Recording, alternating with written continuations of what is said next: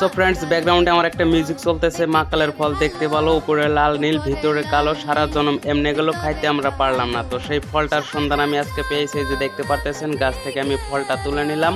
তো এবার আমি ফলটা আপনাদেরকে ফাটিয়ে দেখাবো যে সত্যি কি ফলটা আসলে এমন নাকি।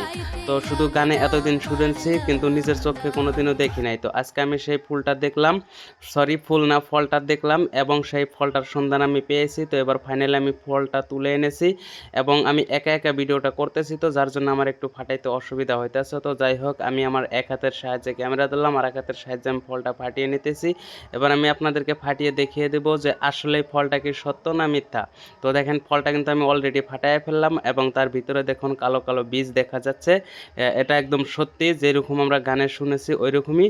তো এবার আমি ফাইনালি আপনাদেরকে ভালো করে ফাটিয়ে দেখাচ্ছি। এই যে দেখুন, একদম ভিতরে দেখুন পুরো কয়লার মতো কালো, এটা কিন্তু খাওয়া যায় না। আপনিও যদি এই ফলটা প্রথম দেখলেন তাহলে অবশ্যই একটা লাইক করে যাবেন।